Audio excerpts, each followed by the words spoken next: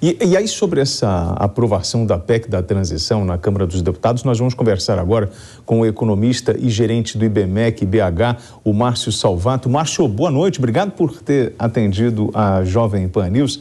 Márcio, a gente vem conversando muito sobre isso, né?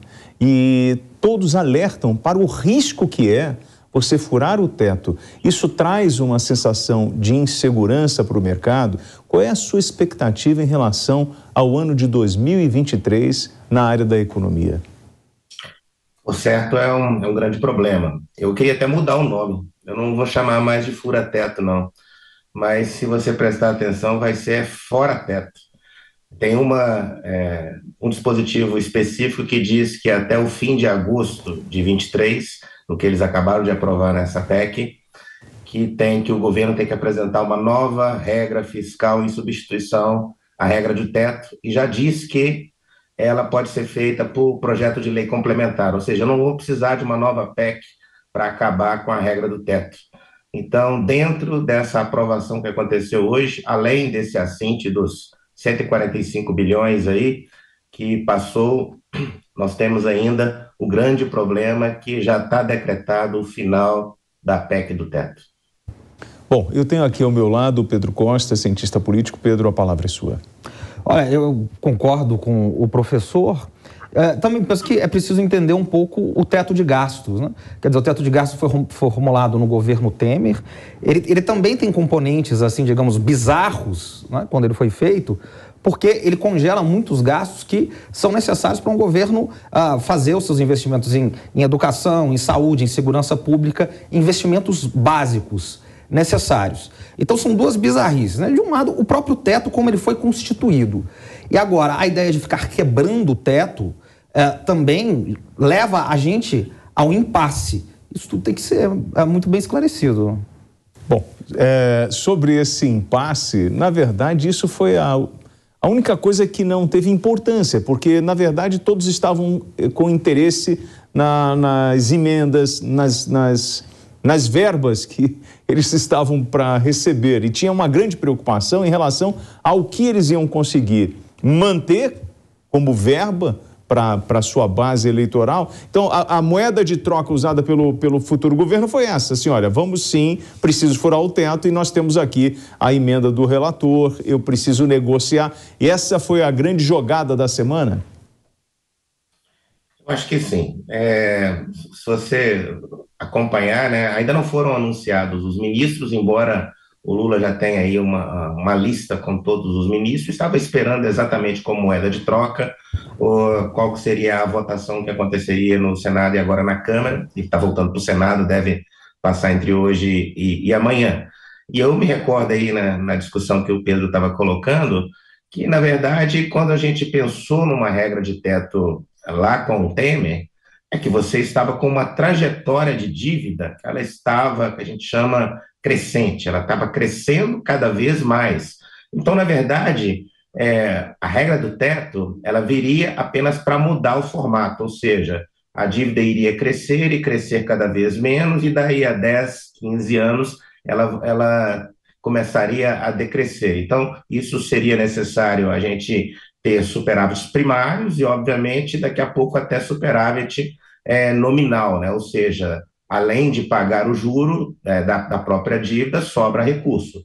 O que a gente está vendo nessa discussão é que isso está sendo jogado para frente. Então, o que nós vamos ver nos próximos anos, primeiro que essa regra do teto ela vai ser eliminada aí no meio do ano que vem, vai vir aí uma nova regra fiscal, uma discussão a respeito disso, é que a dívida, enquanto isso, ela vai começar a voltar a crescer novamente e crescer cada vez mais. Isso é um grande problema econômico, porque quando você fala que a dívida pensa numa família que está crescendo cada vez mais e ele tem que renegociar essa dívida, ou seja, tem que trocar os títulos públicos, o governo vai ter que fazer isso a mercado, e ao fazer isso, significa que esse mercado cada vez cobra uma remuneração maior, cobra uma taxa de juros maior.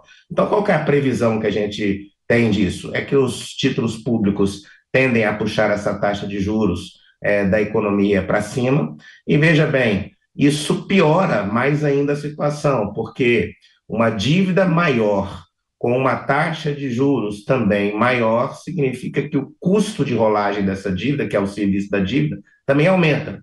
Logo, o esforço que eu vou ter que fazer no futuro para contornar esse problema que está sendo gerado agora vai ser maior. A próxima geração vai ter que pagar essa conta, então, já que nós não queremos que essa geração pague essa conta. Esse é um grande problema.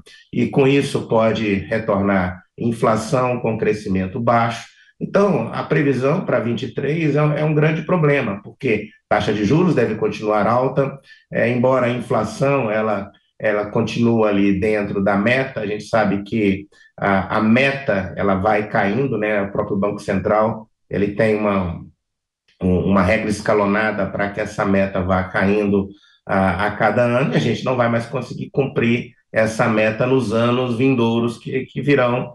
Então, o cenário econômico ele começa a piorar. O grande problema no governo Lula será exatamente como contornar a questão fiscal. No passado a gente discutia, né? Vamos primeiro crescer e depois distribuir o bolo. Agora a gente está discutindo, vamos primeiro distribuir e depois a gente pensa em crescer. As duas questões estão erradas, as duas falas estão erradas, né? Tem que fazer um crescimento com redistribuição, sim, isso é pertinente, mas não pode ser feito isso simplesmente detonando a área fiscal, porque o custo disso é para a próxima geração. Nós estamos falando que a próxima geração paga toda a conta. Pedro Costa. Eu gostei de uma frase do professor Márcio, que eu quero respaldar aqui, né? A gente tinha muito esse pensamento, vamos crescer, depois a gente reparte o bolo.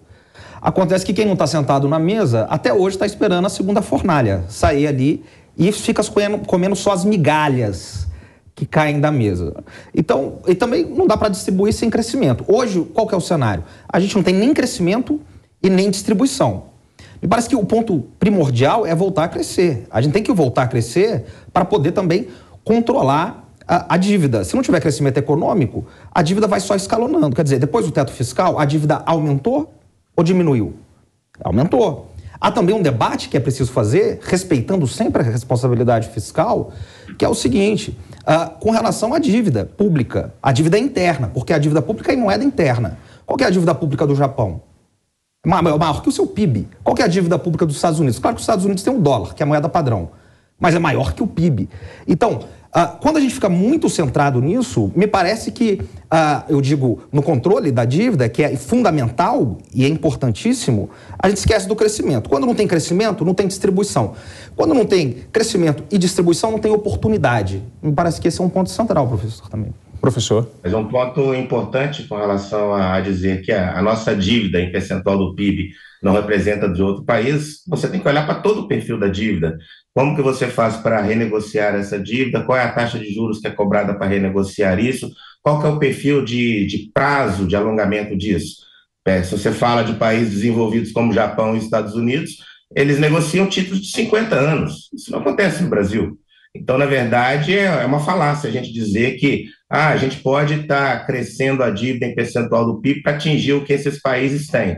Ora, mas não é exatamente o nosso perfil de dívida. Então, e o que vai acontecer é que vai piorar. O governo vai conseguir trocar títulos por títulos com vencimento cada vez mais curto por causa da situação do endividamento crescendo no Brasil hoje. Bom, eu queria agradecer o economista e gerente do IBMEC de BH, o Márcio Salvato. Márcio, obrigado pela gentileza e desde já desejo ao senhor e à sua família boas festas. Obrigado.